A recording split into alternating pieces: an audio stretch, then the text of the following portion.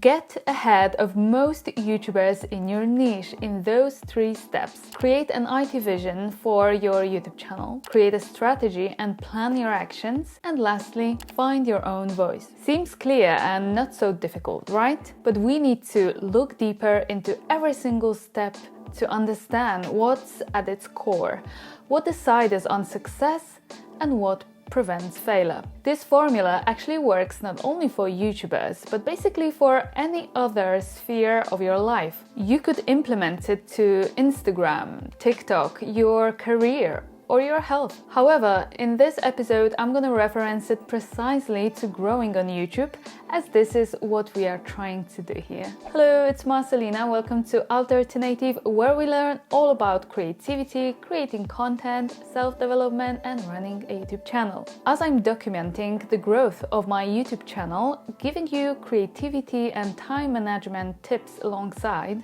I want to make sure I can stand out in this quite a saturated niche I've chosen to follow along. So I decided to focus on getting ahead of others who, let's say, are starting on YouTube like I am at the moment. I really dug deep into this topic, and now I'd like to share some great advice I've discovered with you. So let's begin. Sometimes we might have a clear goal on our mind. For example, getting 1,000 subscribers, or hitting over 500 views per video, or posting YouTube Shorts 3 times per week. But we are still missing the big picture, like what's gonna happen when we actually hit that goal, how we're gonna behave, what our next move is going to be. It's hard to imagine the future when it is so uncertain. We all know that 2 same YouTube channels don't exist, so we can't be sure of anything that's gonna happen to us, to our channel in a few months or years. Where I'm getting with this is that the only things you can be sure of at this very moment is what you don't want for yourself nor for your YouTube channel. If you've never thought about it before, I assure you it will be a much easier task than imagining in detail how your life is going to look like even in the nearest future. What's more, this is quite an emotional exercise to do, so it will assure you go deeper to find the answers. To create an IT vision, I like to sit down in a quiet place with a pen and paper for about half an hour. I make sure there's no one around who can disturb me, and I focus on answering those 3 questions. Where I don't want to end up with my YouTube channel, what I don't want to procrastinate on, how I don't want to be perceived when I reach my goals. So the first question can really help you with building your YouTube strategy, which we're gonna talk a bit more about in the next chapter. For example, what you really don't want is your channel blow up on one video and then disappear. Or maybe you don't want your channel to get thousands of views, but not enough watch hours so you don't get monetized. Of course, there might be more than one reason, so don't limit yourself and write down everything that comes to your mind, even if the answers might sound kind of similar. The next question can prevent you from procrastinating, which essentially is one of the most important things that distinguishes successful people from those who try but eventually fail. The answer or answers will be very personal and depend on what you usually consider as difficult or boring. For instance, I truly don't want to procrastinate on recording YouTube Shorts, as I know they can help my channel to get discovered. However, somehow I know I haven't mastered filming them yet, so it takes me much longer than I'd like to, which always give me that feeling and temptation to procrastinate and maybe record them later. And the last question will help you to have a clear vision of who you don't want to become once you succeed, once you reach your YouTube goals. This can go very deep by touching on your values and beliefs. It's also a great question to ask when creating your brand's mission and vision, for example. You probably already know that you don't want to stop improving your video's quality, for instance, or you never want to fall into consumerism by showing off with what you can buy as a successful YouTuber. Your strong opinions are usually those which will shine through this anti-vision the most, and don't be scared of them. You're not gonna show this paper to anyone, it's just for yourself, so make sure you are honest with yourself. Once you are done with writing, I told you it takes me about half an hour, but that's now when I already have some practice. At the beginning, it might take some more time, and that's fine. So don't rush, just take as much time as you need. I promise you're gonna feel relief once you are finished. And you're gonna be ready for the next step. Creating a strategy for your YouTube channel is another essential step that will get you ahead of other creators within your niche.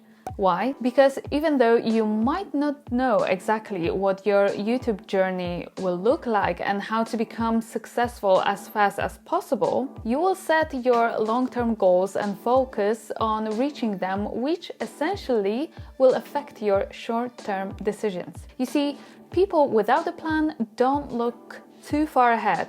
If there's a decision to make, they will only consider their current situation without anticipating long-term results. For example, your end goal is to publish 2 videos a week to get monetized in 1 year.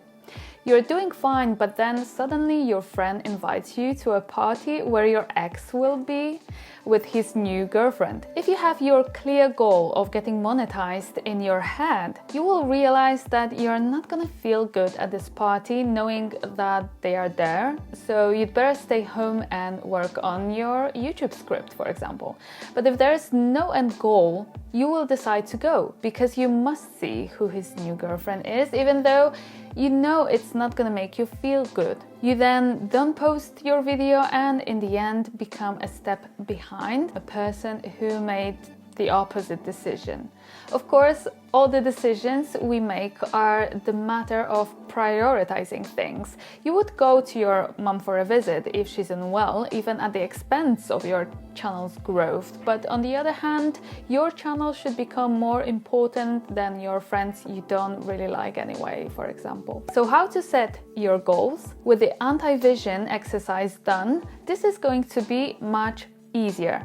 Your end goals then will essentially be the opposite to what your anti-vision is. If I didn't want to procrastinate on YouTube Shorts, my goal will be to record shorts in the next 2 weeks. If you've never wanted to stop on improving your videos, your goal will be to constantly develop your skills and broaden your knowledge. You can have as many goals as you want as long as they are manageable in the way that you are able to then plan your actions leading to the achievement of those goals. I have a great episode on how to plan your YouTube tasks by dividing them into small steps, then measuring their time and finally building systems around them, which I highly recommend to watch.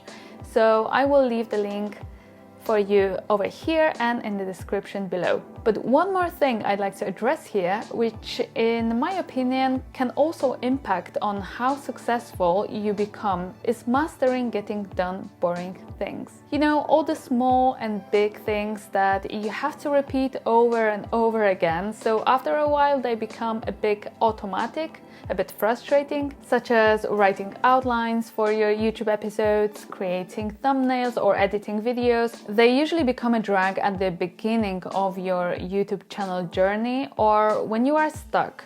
So when you put in a lot more work than you receive the reward for. You have to learn how not to expect sudden amazing successes, but rather enjoy the journey itself, to become patient and reconcile with the fact that it might take you years to get where you want to be. I know exactly how hard it is, as I've been growing my personal brand for a couple of years to see a bit of success only now. There are actually things that can help you turn those boring, mundane tasks into something exciting, and I talked about them in one of my previous episodes, to which I'll leave the link over here and in the description below. I encourage you to watch it just after this video because you surely don't want to miss the last chapter.